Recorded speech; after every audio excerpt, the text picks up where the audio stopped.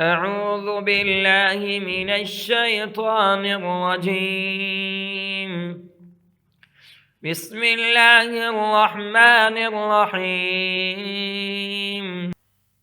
والذين كذبوا بآياتنا يمسهم العذاب بما كانوا يفسقون. قل لا أقول لكم عندي خزائن الله ولا أعلم الغيب ولا أقول لكم إني ملك إن أتبع إلا ما يوحى إلي.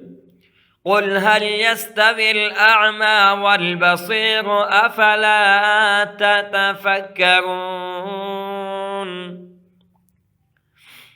وأنذر به الذين يخافون أن يحشروا إلى ربهم ليس لهم من دونه ولي ولا شفيع لعلهم يتقون.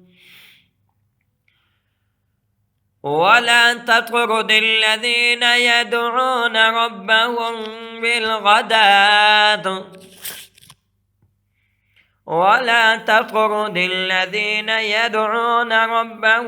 بالغداة والعشي يريدون وجهه ما عليك من حسابهم من شيء وما من حسابك عليهم من شيء فتطردهم فتكون من الظالمين.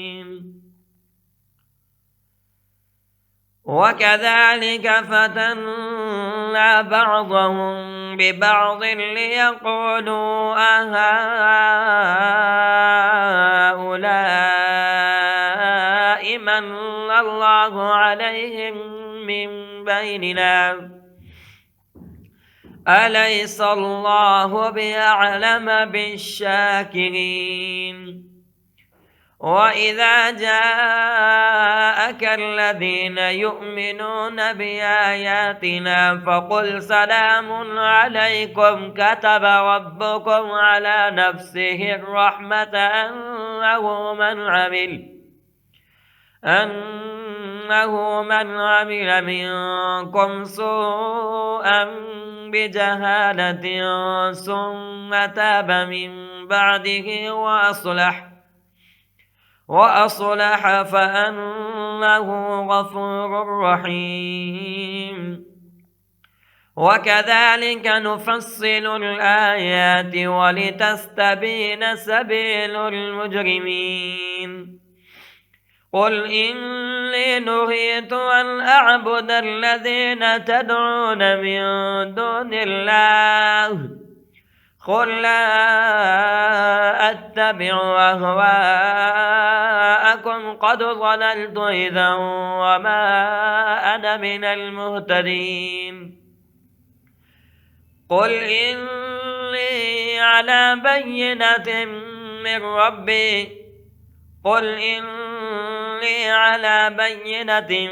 من ربي وكذبتم به ما عندي ما تستعجلون به إن الحكم إلا لله يقص الحق وهو خير الفاصلين.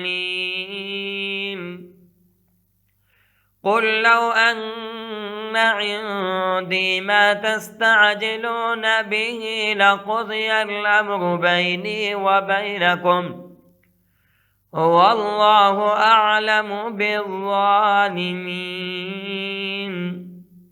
وعنده مفاتيح الغيب لا يعلمها إلا هو ويعلم ما في البر والبحر وما تسقط من ورقة إلا يعلمها ولا حبة في ظلمات الأرض ولا رطب ولا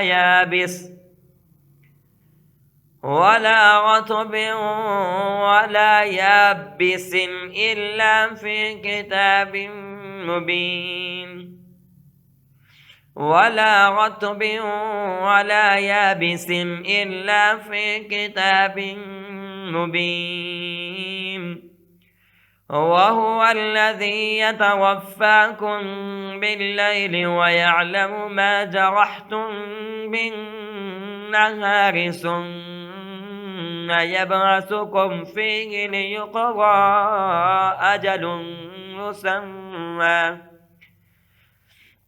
ثم إليه مرجعكم ثم ينبئكم بما كنتم تعملون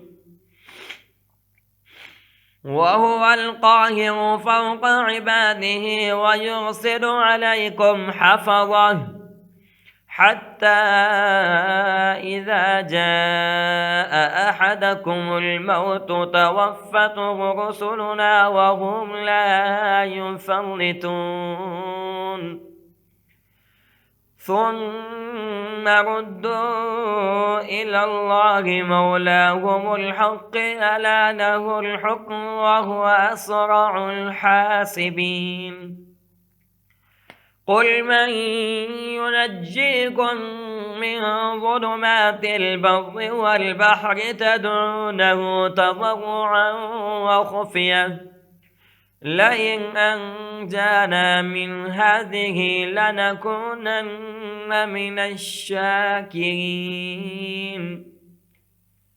قل الله ينجيكم منها ومن كل كرب ثم أنتم تشركون قل الله ينجيكم منها ومن كل كرب ثم أنتم تشركون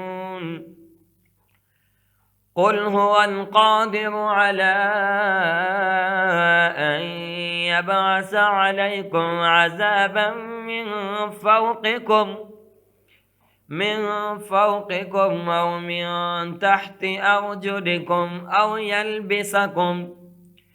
أو من تحت أرجلكم أو يلبسكم شيعا ويذيق بعضكم بأس بعض انظر كيف نصرف الآيات لعلهم يفقهون وكذب به قومك وهو الحق قل لست عليكم بوكيل لكل نبأ مستقر وسوف تعلمون وإذا رأيت الذين يخوضون في آياتنا فأعرض عنهم حتى يخوضوا في حديث غيره وإما ينسينك الشيطان فلا تقعد بعد الذكرى مع القوم الظالمين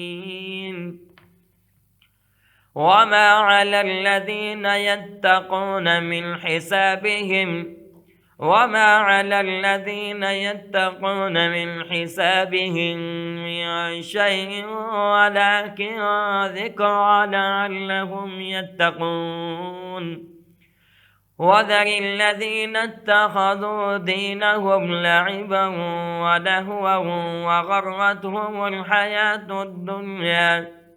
وغرتهم الحياة الدنيا وذكر به أن تبسل نفس بما كسبت ليس لها من دون الله ولي ولا شفيع وإن تعدل كل عدل لا